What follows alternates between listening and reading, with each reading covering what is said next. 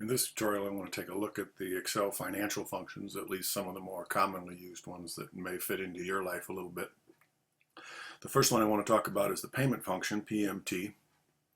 The book, for some reason, decides to incorporate that into the charting chapter. I think it's misplaced. I consider it an advanced function, but fairly easy to use.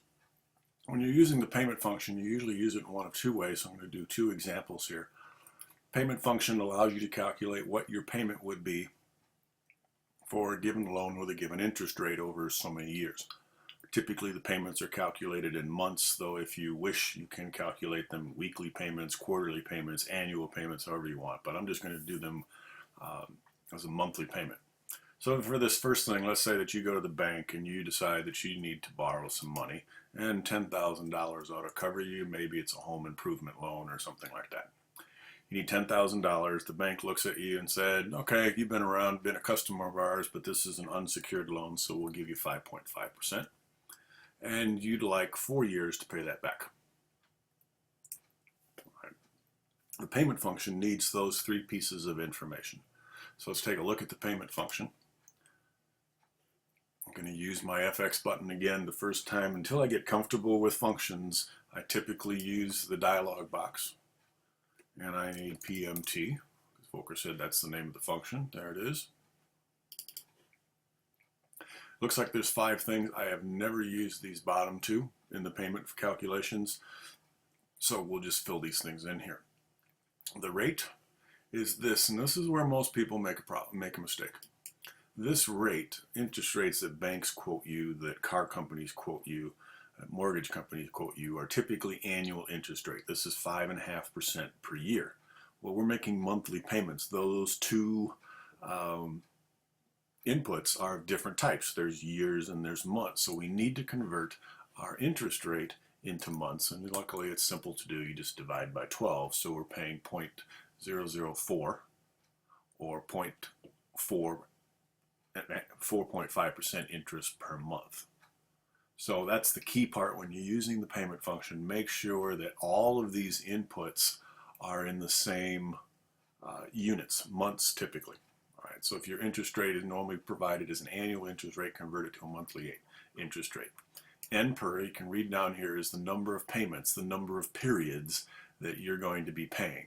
Well, I'm going to be paying for 4 years, but I'm paying monthly, so again, I need to convert that and say I'm going to pay for 48 months. Many spreadsheets include months instead of years, or many spreadsheets do the calculations for you ahead of time, but you can do it right here inside the PMT function. And finally, we need the PV, the present value. This is how much money you're borrowing now. And down here at the bottom, we can see that our payment is going to be $232 a month over 4 years to pay back that $10,000. Why is it negative? Payments are typically used by accountants. Accountants see payments as negatives. That's why it's negative. Easy to fix. Just go into the formula and add a minus sign. I say fix. Easy to make positive if that's what you need it to be. And now there's our payment. I have rounded that. I've formatted these cells already in advance so that they display well.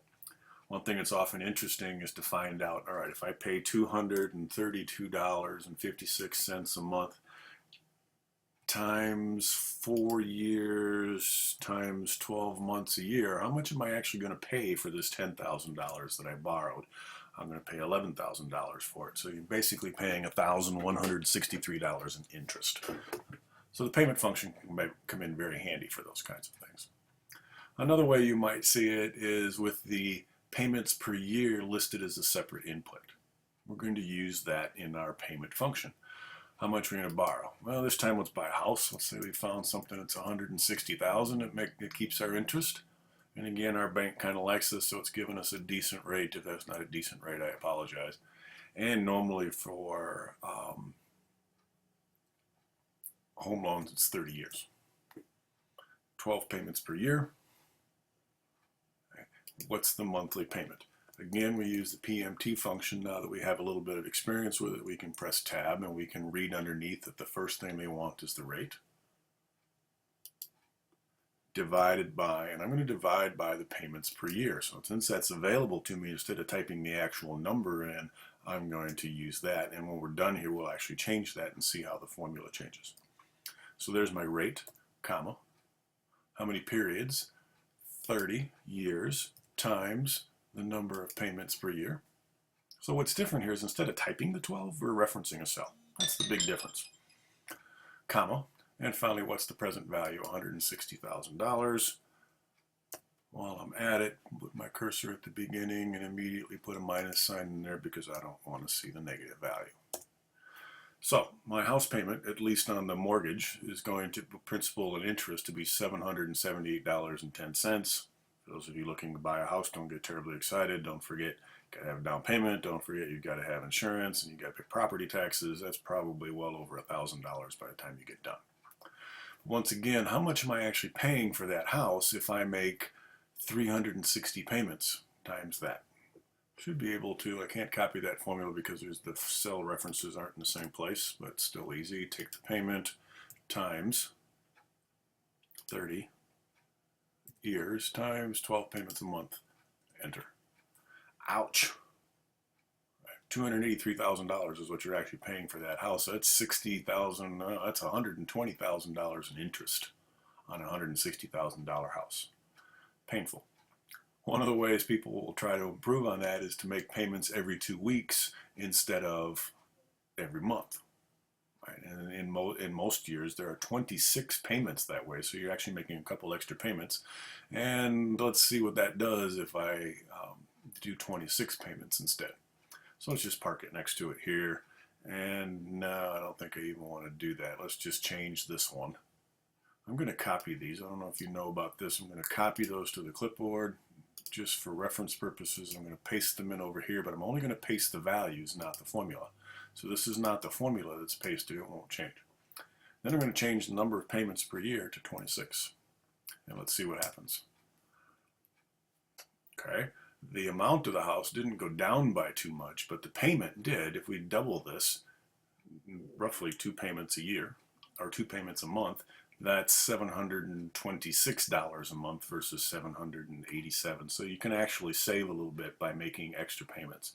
Not saving a lot overall, but you can save a little bit. Okay, so that's the payment function.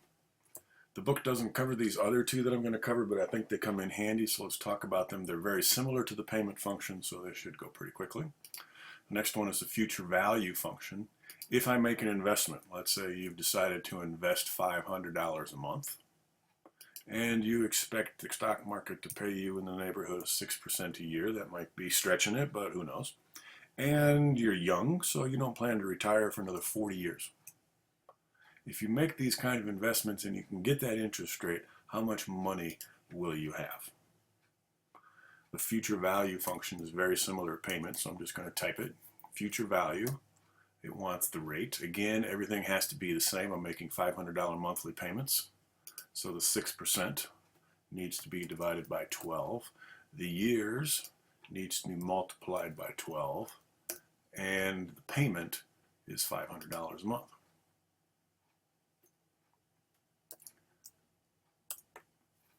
There's my minus sign again, so let's stick an equal sign or minus sign in front. Should flip that around. That's impressive.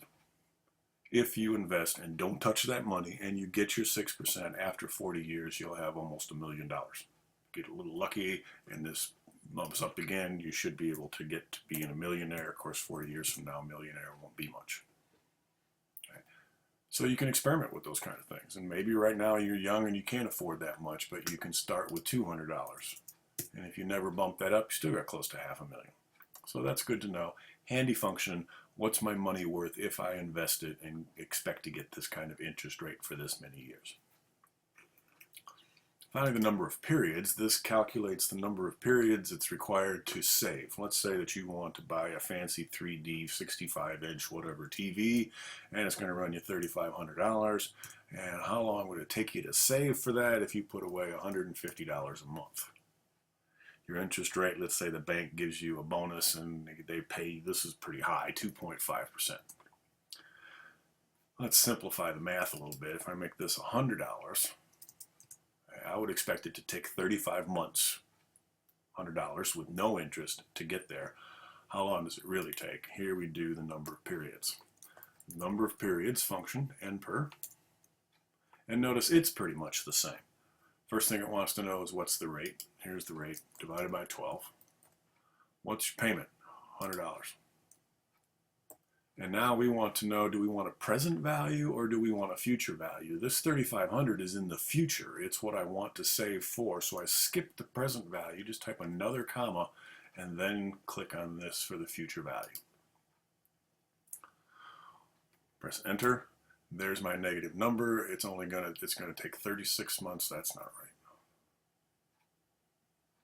Can't take more than 35 months. Why is that formula not right? I think, oh, because I forgot to take my, well, this is the number of periods. This is 24. That's the payment of $100 a month. This is the interest rate. Not getting much, but it shouldn't. I'm gonna pause here, figure this out. Okay, what I did is I added the minus sign instead of in front of the B3. Because it's a future value, we need to negate that, and so that's a little bit tricky. All right, so I negated that, and that gave me a number that makes a little more sense. How many years is that? Simply take that number divided by 12, and it'll be, oops, didn't do that very well. Divided by 12. And it's 2 years, and I could bump the decimal places up here a little bit so I can see better. Oops, put it in the wrong place. Let's try that one more time. Equals this one divided by 12. Man, I'm not typing very well today. 2.8 years. So I expected it to take 35 months. It took almost 34 months, but that's because the interest rate is so darn low. And now I can take this and bump the decimal places down significantly. Okay. But that's the number of months. If, on the other hand, I want to borrow money and figure out how long it's going to pay me back, my son might contact me and say, Dad, can I borrow $5,000? If I can, I'll pay it back as, say, $250 a month. And I can't get a decent interest rate at the bank, so Dad, I'll pay you 4%, which for me is a good deal because I can't make that kind of money at the bank either. So I might consider this. This is also number of periods. How long is it going to take my son to pay this off? Well, here I'm earning interest, so I expect payments. This would be 20 payments. 20 times this would get me there, but because of the interest, I expect this number to be a little bigger than 20. So here I'm going to put in, once again, my number of periods. The interest rate is 4% divided by 12. The payment is $250. And the present value, I'm blending in $5,000 now, is 5.3. And that again is backwards. If I add the minus sign to the 4.3, I get what I expect. And 21 extra payments, so basically I'm making maybe $250 in interest. So not quite 21, we could do the calculation, but I'm not sure it's worth it. So the number of periods function is there. It does calculate that if you need it. That one's a little tricky. You have to make sure you put minus signs in the right place or use present value, future value the right way. So those are the financial functions. The one you're most likely to use is the payment function, though I encourage you to use the future value function as well and start planning for your retirement.